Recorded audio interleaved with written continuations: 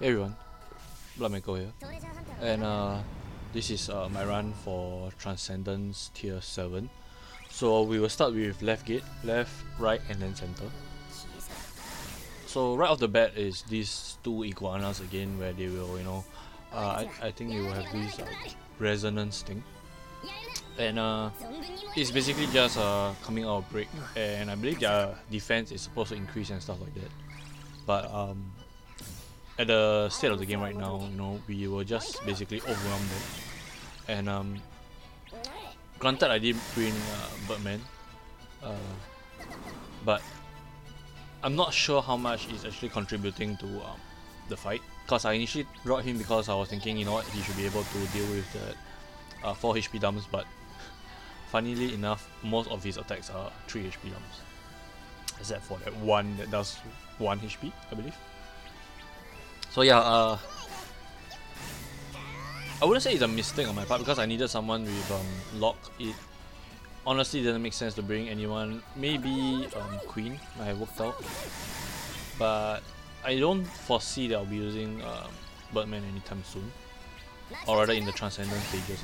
I'm not sure if I will need him for Transcendence stage 8. If I do, then I'll just redo it. I'll just redo 7, because honestly I brought really strong characters for this Transcendence stage. I brought Locke.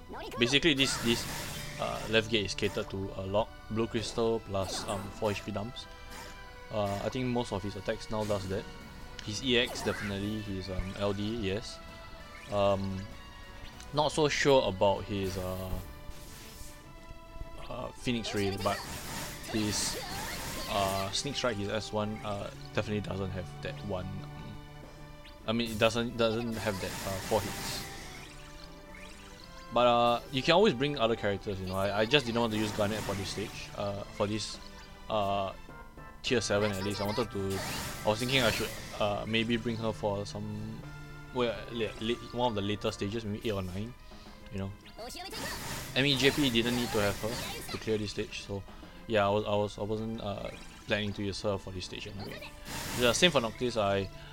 I'm not sure where I'll use him, but I don't feel like using him for this stage, which is why he's not here. If not, it'll probably be him and Locke, just cycling each other's turn. And that's pretty much it for this fight. This fight is I believe it's a normal Lufenia fight. It's level 200, so most people won't be struggling with this. I'm pretty sure Locke could have soloed it by himself, because I didn't burst immediately. I just I took my own sweet time, to be honest, and then also bringing Birdman here was, again, like I said, it was I thought that he would be able to deal with the AWP, but yeah, no. Anyway, this AWP isn't much of an issue. It's doing 4 HP dumps on the bosses, and if you bring any of those C90 characters, most of them have 4 or more, so not really an issue. No is actually a really good option here as well because of his EX. His LD I honestly cannot remember, but I think it might with his follow-up attacks. So I think that might count as 4 because I believe it's like 4 HP dumps in 1 turn. So yeah. This fight is pretty much I believe they did not change any of the fight mechanic, and they do once in a while do HP attacks in the form of an all attack. It's I think it was like Blast Impact or something like that. It's an AoE move, and you only really need to be worried about it when you're not able to break them. Like for example, they do their guard resonance, and then immediately B does its all attack. So that's only when that's the time when you really need to be worried. There we go. That's the attack I was talking about. But the reason why it's so deadly to me is because there was only 2 characters in this party, and if there's more, I'm pretty sure damage will be split evenly. So lesser damage per character in that sense. So first left and right stage has no HP requirement, so you don't really have to worry about getting your HP to the max, just more of the score.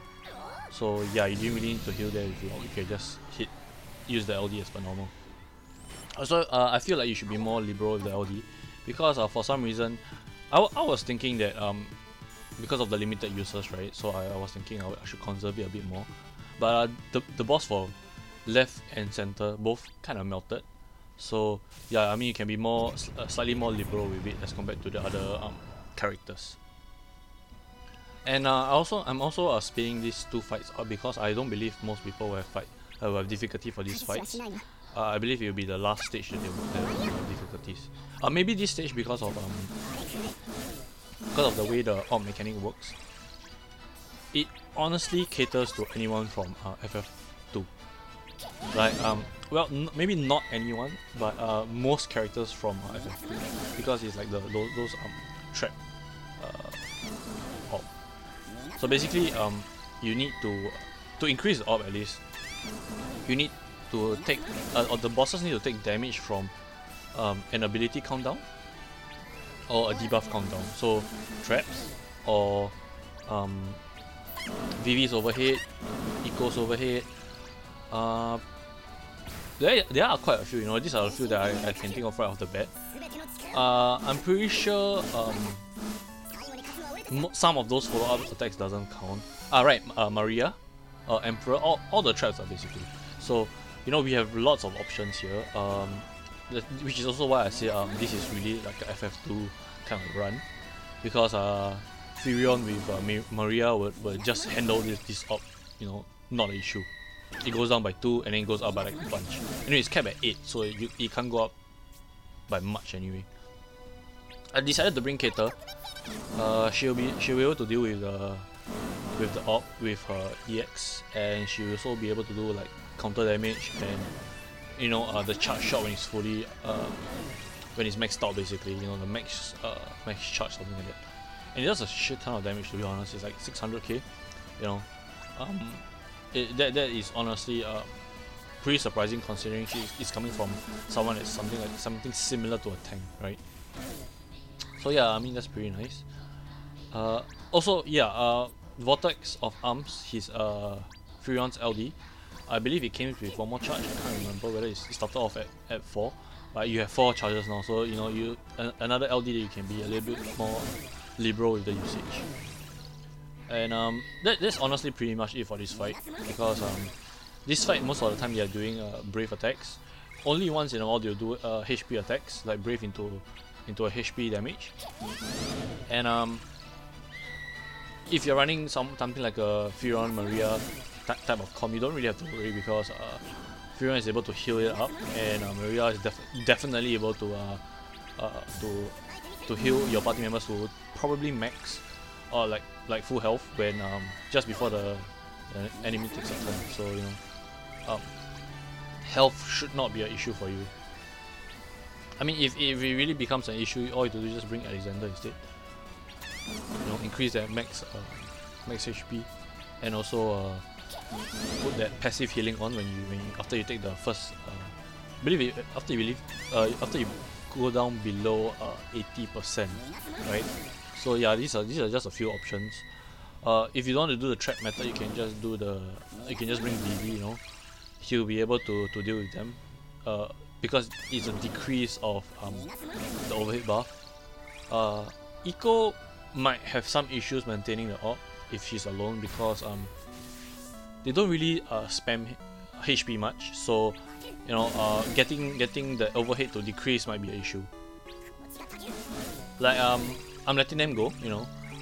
Granted, there are some poison effects here and there, so they don't really have too much brave that often. But I believe the entire fight they only used like 3 or 4. I think 5 or 6 is really pushing the amount of HP that they did. But yeah, they really did very little HP attacks. So you honestly don't really need a tank. You don't really need Keita here if you don't want to use her. You can save her for the later stages. But I know that Galuf is going to get his C90 with. I'm not sure if there's going to be a reroll, but I know that he's going to get his C90 somewhere later on. I can't remember which Transcendent stage it was, but I know that he will get it. I can't remember which one. I can't remember if it was 8 or 9, but yeah. So I don't really need to save Keita for that, so I decided to use her for this stage. because I was thinking there's gonna be 3 enemies, right? So first of all, her traps and her counters. That's gonna help a lot. And you know, her LD is really good for this kind of character. I mean, these kind of bosses as well, especially if they love to spam the HP. You know, when they constantly spam the HP moves, then Kato will be really good with her freeze. So yeah, that's the reason why I brought her, because I can't remember how HP spammy these enemies were. So I opted to just go the safe route. I might redo some of the stages, I'm not sure yet, because I'm pretty sure Furion is able to handle this by himself. You know, and a bit of a spoilers, but I did not use her for the last stage, even though she will be she actually is very useful for the last stage. In fact, Keita fits both left and right gate very well, because her max charge shot it is definitely more than 4, you know, like we got 600k just like that, so it's definitely more than 4, so or maybe 4, I'm not sure, but yeah, it'll be able to maintain the AUG, you know, not an issue. And her EX, that's 1, that's 2, and we got 3, 4, there we go, 4 hits as well. So yeah, you know, if you're struggling with the 4 HP and this, you can do this with Furion by himself, then you might consider switching Kato over. And for the last stage, a bit premature to talk about it, but this fight is not an issue for these 2 characters. It is pretty much a joke for them.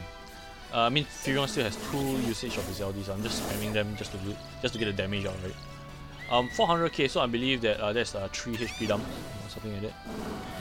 So yeah, Kata's gonna finish most of them off with her counter. There we go. And Furion should be able to handle... Was it Furion that finished him off? 4%, I believe it was Furion. Oh sorry, it might have been Kata. There we go, Kata's EX finished him. But yeah, that's the reason why anyway, yeah, no, there's no reason. Just me trying to get back to my train of thoughts. So the last stage. By the way, I speed up this footage because, like I said, I doubt most people have issue. But the last stage, I put it at a normal speed, so you guys are able to understand what I do step by step. If you really need to, you know, I doubt anybody's really struggling with this stage. So these bosses, they're pretty annoying. They have a HP sap, and it's in the form of aura. So you know, you can't really get rid of it. So that's the issue, right? But the thing I'm doing is so stacked. It's a Locke, Birdman, and Furion.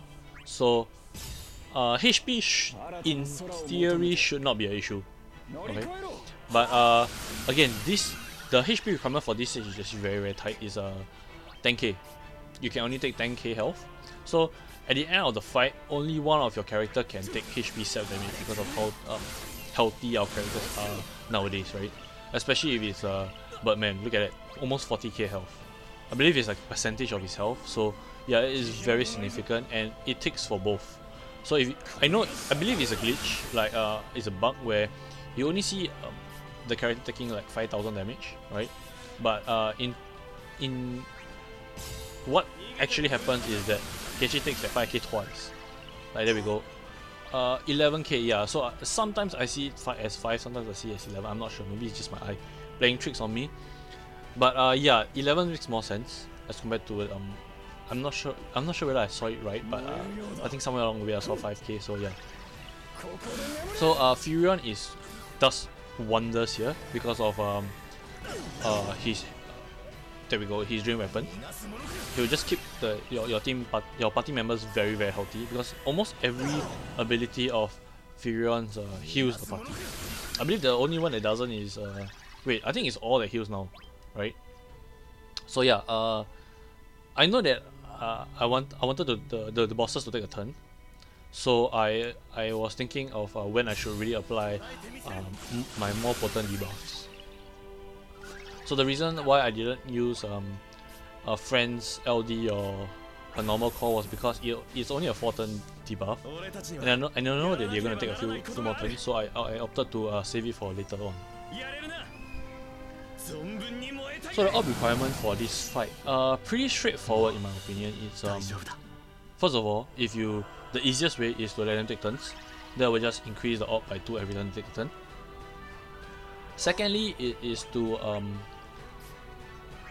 recover 20% of your health. I believe it's per character, and it does cap out at 8, I believe. It's not wait, was it 8? I believe it's higher than 8. Let me just take a look at it while it plays out itself, because right here I'm just trying to get all the burst effects up, all the debuffs up, Birdman's aura up, you know, that kind of the usual stuff you do before or when a fight just starts, right? But yeah, Furion's damage is okay only, you know. Nothing really amazing. The LD rework is nice, you know. He does get some rework on his S1 and S2, I believe. But and definitely he's a weapon master with his C90. I think now it becomes only. I mean, initially it was a 1-hit, so now I believe it becomes a 2-hit.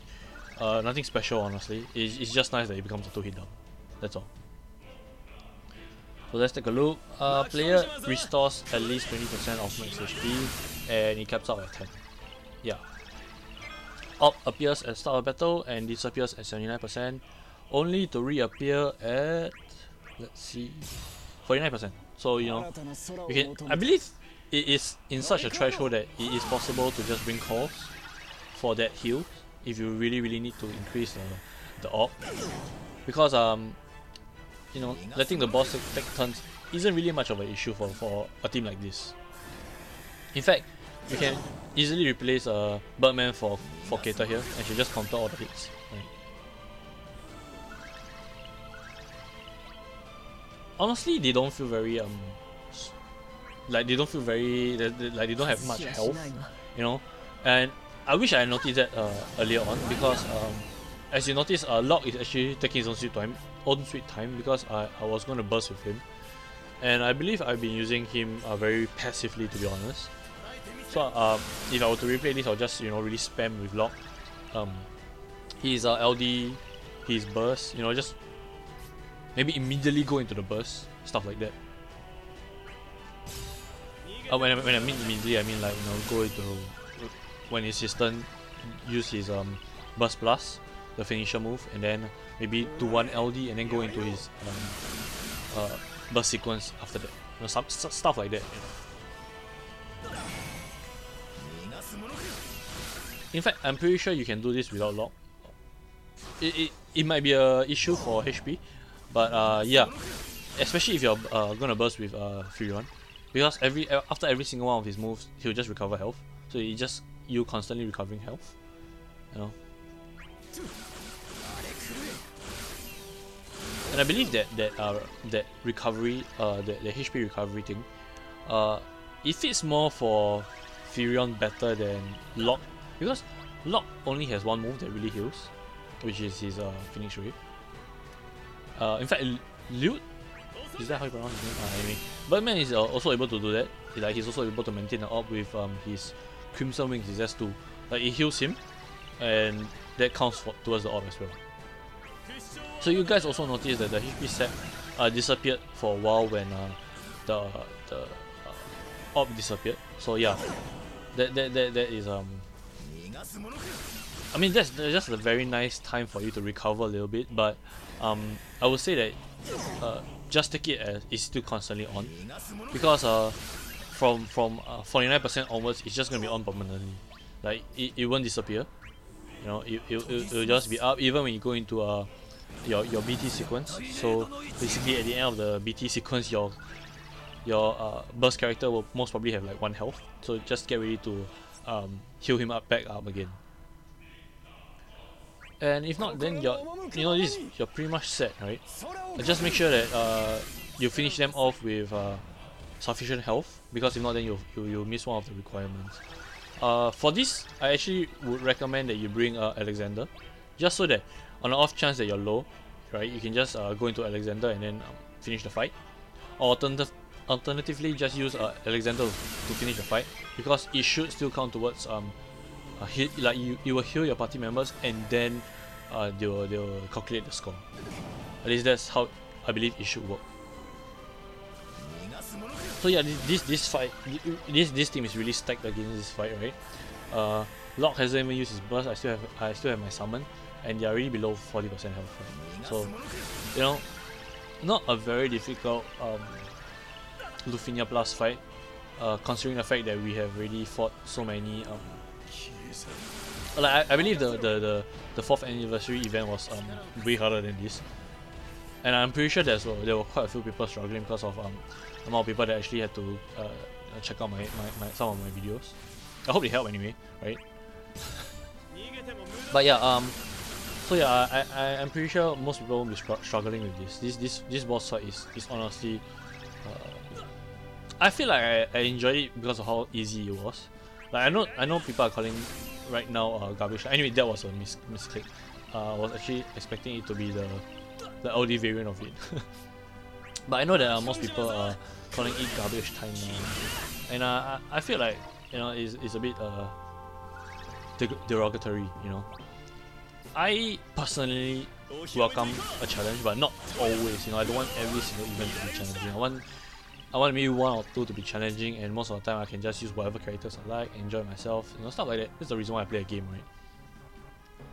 But people also have to understand that they are not the only one playing the game, you know. Alright, it does do 5 hits. I believe that was 5, maybe 4. So yeah, that 4 hit HP on the left gate is really catered towards Locke, right? Anyway, yeah, people tend to forget that they're not the only one playing the game, and that there may be some new players who are also struggling.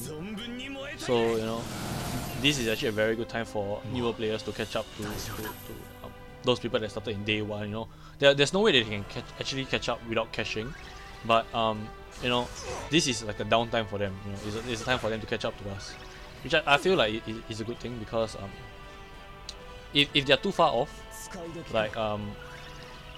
like they're not able to catch up to doing Lufinias and Lufinia Pluses, right?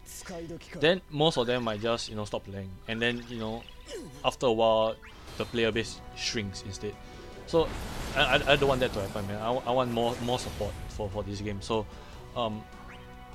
you know, allowing new players to catch up to current players, I feel that that's one of the ways that you can actually prolong the life of the game. So yeah, that's the reason why I wouldn't say it's called garbage time, but I would say this is like some downtime for us to, you know, really catch a breath before the next big, you know, Lufinia Plus or the next big challenge, whatever, right? So anyway, this fight is over. The fight ended with I believe it ended with us in summon, and it would have been perfect if I was able to finish the fight with Birdman or Furion. But pretty sure Locke finishes them off. Right, yeah, there we go. 1 million each. Beautiful. So we have Angry Machina and we have a Beyblade. I like to call Locke the Beyblade, no spin to win. But anyway guys, thanks for watching. This is my run. I hope it helped. And yeah, I'll see you guys in the next video.